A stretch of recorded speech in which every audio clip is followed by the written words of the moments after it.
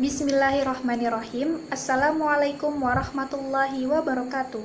Alhamdulillahirabbil alamin wa bihi nasta'in ala umuri dunya waddin. Assalatu wassalamu ala asyrafil anbiya'i wal mursalin wa ala alihi wa sahbihi ajma'in, amma ba'du.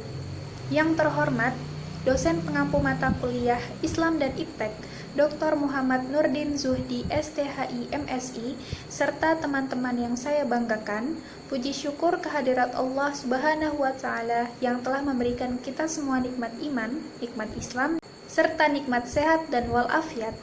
Salawat serta salam tak lupa kita sampaikan kepada junjungan kita Nabi Muhammad Sallallahu Alaihi Wasallam.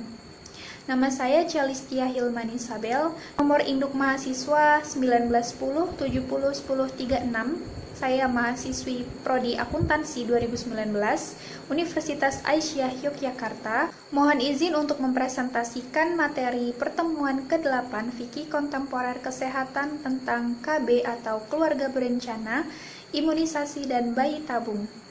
Sebelum saya masuk ke materinya, di sini saya akan menjelaskan sumber-sumber yang saya dapatkan, yaitu saya mendapatkan sumber dari kitab fikih wanita, ada beberapa yang dari YouTube serta Google, dan untuk ayat suci Al-Quran beserta hadisnya saya lihat di kitab suci Al-Quran. Baik, langsung saja saya masuk ke materi pertama, yaitu KB atau keluarga berencana. Apa itu KB? KB adalah suatu proses pengaturan kehamilan agar terciptanya suatu keluarga yang sejahtera. Pandangan Islam tentang KB. Pandangan hukum Islam tentang keluarga berencana secara prinsipil dapat diterima oleh hukum Islam. Bahkan KB dengan maksud menciptakan keluarga sejahtera yang berkualitas dan melahirkan keturunan yang tangguh sangat sejalan dengan tujuan syariat Islam, yaitu mewujudkan kemaslahatan bagi umatnya. KB juga memiliki sejumlah manfaat yang dapat mencegah timbulnya kemudaratan. Tidak diragukan lagi kebolehan KB dalam Islam tersebut. Para ulama yang memperbolehkan KB sepakat bahwa KB yang diperbolehkan syariat adalah suatu usaha pengaturan atau penjarangan kelahiran, suatu usaha pencegahan kehamilan sementara atas kesepakatan suami istri karena situasi dan kondisi tertentu untuk kepentingan maslahat keluarga. Dengan demikian, KB di sini mempunyai arti sama dengan tanzim al-nasl atau peraturan keturunan. Ayat yang berkaitan dengan keluarga berencana atau KB adalah A'udzubillahi minasyaitonirrajim. Bismillahirrahmanirrahim. Sadida kaulan wal yaqulullaha falyattaqu alaihim khafu di'afan dzurriyatan khalfihim min taraku lawalladzina wal yakhsha. Shadaqallahul azim. Artinya, dan hendaklah takut kepada Allah orang-orang yang seandainya meninggalkan di belakang mereka anak-anak yang lemah, yang mereka khawatir terhadap kesejahteraan mereka. Oleh karena itu, hendaklah mereka bertakwa kepada Allah Subhanahu wa Ta'ala, dan hendaklah mereka mengucapkan perkataan yang benar. Quran Surat An-Nisa ayat 9.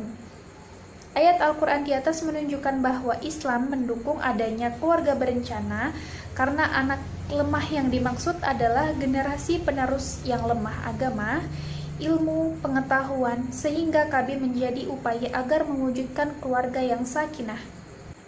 Dampak negatif KB menurut pandangan Islam yang pertama yaitu melemahkan semangat jihad, yang kedua yaitu melemahkan militer umat Islam. Manfaat ber-KB.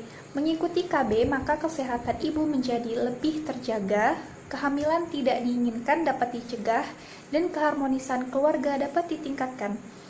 Tetapi dengan mengikuti KB, secara tidak langsung akan mencegah anak kekurangan gizi, tumbuh kembangnya lebih terjamin, serta kebutuhan ASI eksklusif selama 6 bulan relatif terpenuhi. Kesimpulan materi fikih kontemporer tema KB ini adalah pasangan yang sehat, yaitu pasangan yang memiliki suatu kesejahteraan fisik, mental, dan sosial yang utuh. Bukan hanya bebas dari penyakit atau kecacatan, namun juga sehat secara mental dan sosial kultural. Salah satu prasyarat untuk menikah adalah persiapan fisik, Yang menentukan adalah umur untuk melakukan pernikahan. Secara biologis, fisik manusia berangsur-angsur tumbuh sesuai dengan pertambahan usia. Baik, di sini saya akan melanjutkan penjelasan tentang materi yang kedua, yaitu imunisasi. Islam memberikan perhatian yang sangat besar terhadap pentingnya nilai-nilai kesehatan. Bahkan di dalam Al-Quran, Allah berfirman, "Hai manusia, sungguh telah datang padamu pelajaran dari Tuhanmu, dan penyembuh-penyembuh bagi penyakit yang berada di dalam dada, dan petunjuk rahmat untuk orang-orang yang beriman." Quran Surat Yunus ayat 57. Bahkan pentingnya kesehatan di dalam Islam ini tidak hanya dari aspek jasmani, tetapi juga rohani. Oleh karena sebab itu, setiap muslim wajib secara agama untuk menjaga kesehatannya dan menyeimbangkannya dengan kebutuhan rohaninya. Sedemikian besar perhatian Islam terhadap kesehatan badan pemeluknya, sampai-sampai di dalam beberapa ayat Al-Quran, As-Sunnah, dan kitab-kitab fikih terdapat bahasan khusus mengenai kesehatan, penyakit, dan penunjuk Rasulullah SAW dalam pengobatan. Bahkan penjagaan dan pemeliharaan kesehatan menjadi bagian pemeliharaan dari prinsip-prinsip pemeliharaan pokok syariat Islam yang terdiri dari pemeliharaan agama, kesehatan, keturunan, harta, dan jiwa. Sebaliknya, Islam melarang berbagai tindakan yang membahayakan fisik atau badan atas nama pendekatan keagamaan sekalipun, sebagaimana tersebut dalam firman Allah Subhanahu wa Ta'ala, "Dan janganlah kamu menjatuhkan dirimu dalam kerusakan." Quran Surat Al-Baqarah ayat 195. "Dan janganlah kamu membunuh dirimu, sungguh Allah Maha Penyayang kepadamu." Quran Surat An-Nisa ayat 29. Salah satu cara yang ditempuh seseorang dan masyarakat bisa memperoleh tingkat kesehatan yang tinggi adalah dengan cara imunisasi. Masalah imunisasi dan vaksinasi merupakan masalah hukum di dalam Islam yang menyangkut masalah ijtihadiyah. Yang dimaksud dengan ijtihadiyah yaitu konsep menentukan hukum dengan bersungguh-sungguh berpikir untuk mencari sandaran Al-Quran dan As-Sunnah. Karena peristiwa, apabila kita mengkaji masalah imunisasi dan vaksinasi termasuk imunisasi MR atau measles rubella, maka dapat dilihat dari 3 aspek. Yang pertama, cara memberikan vaksinnya. Yang kedua, bahan yang dipakai untuk vaksinasi tersebut. Dan yang ketiga yaitu efek sesudah dilakukannya vaksinasi. Terkait dengan cara pemberian vaksin dan imunisasi, para ulama sepakat bahwa pemberian imunisasi baik diberikan dengan cara disuntik ataupun dengan melalui pil atau tablet dengan ditelan, maka cara semacam ini hukumnya adalah boleh ataupun halal, selama itu dilakukan oleh orang-orang yang mempunyai keahlian atau pengetahuan di bidang tersebut tanpa melihat agama atau sukunya. Berdasarkan Fatwa Majelis Ulama Indonesia nomor 4 tahun 2016 tentang imunisasi dan vaksinasi, secara umum baik itu imunisasi bayi, imunisasi tetanus, dan imunisasi lainnya. Maka secara umum Fatwa MUI memutuskan antara lain yang pertama, imunisasi pada dasarnya diperbolehkan atau mubah sebagai bentuk ikhtiar untuk mewujudkan kekebalan tubuh dan mencegah tubuh agar tidak terserang penyakit. Yang kedua yaitu vaksin untuk imunisasi wajib menggunakan vaksin yang halal dan suci. Yang ketiga, penggunaan vaksin imunisasi yang berbahan haram atau najis maka hukumnya adalah haram. Yang keempat, yaitu imunisasi dengan vaksin yang haram atau najis tidak diperbolehkan kecuali yang pertama, karena digunakan pada kondisi darurat. Yang kedua, belum ditemukan bahan vaksin yang halal dan suci.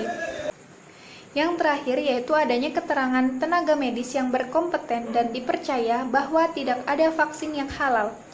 Imunisasi tidak dapat diperbolehkan jika berdasarkan pertimbangan ahli yang kompeten dan dipercaya menimbulkan dampak yang membahayakan. Baik, di sini saya akan menjelaskan materi yang terakhir yaitu tentang bayi tabung. Sistem bayi tabung adalah salah satu cara yang dilakukan oleh dokter ahli kandungan untuk memenuhi keinginan suami dan istri untuk mempunyai anak. Karena dalam persetubuhan mereka tidak dapat mempertemukan sperma suami dengan ovum istri dalam rahim istri. Padahal sperma suami dan ovum istri dalam keadaan sehat, dengan artian keduanya dapat menghasilkan buah jika dapat ditemui. Oleh karena itu, dokter ahli kandungan melakukan sistem bayi tabung. Dalam bahasa Arab, bayi tabung dikenal dengan istilah at-tankih as-sina i'at-tawfilu al-unbub. Karena teknik bayi tabung ini terbilang baru jika dibandingkan dengan masa kehidupan para ulama terdahulu, sehingga tidak ditemukan mereka pernah membahasnya dan tidak pula menyebutnya dalam kitab-kitab, kecuali di dalam kitab-kitab Syafi'iyah. Dikenal dengan sebuah istilah, yaitu istirkal atau pemasukan. Maksudnya ialah proses pemasukan sperma suami ke dalam ovum istri atau ke dalam rahim istrinya tanpa melalui hubungan suami istri.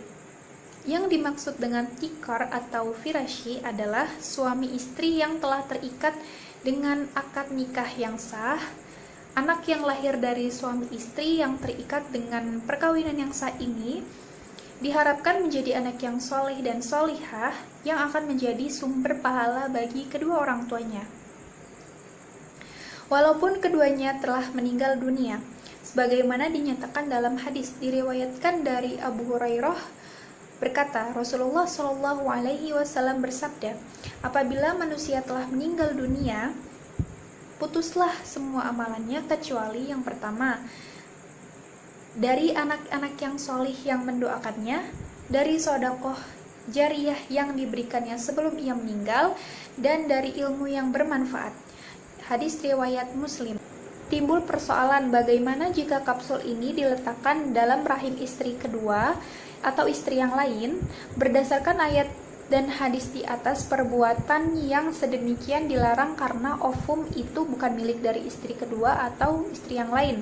Sperma dan ovum suami istri tersebut yang ada di dalam tabung itu hanya boleh diletakkan dalam rahim istri yang memiliki ovum.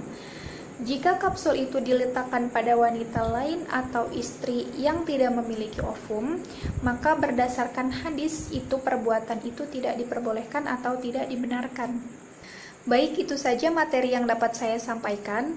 Kurang lebihnya mohon maaf. Mohon maaf juga apabila dalam materi yang saya sampaikan banyak sekali salah perkataan, salah ucapan, atau salah artian dari ayat suci Al-Quran. Terima kasih banyak atas perhatiannya. Wabillahi taufiq wal hidayah. Wassalamualaikum warahmatullahi wabarakatuh.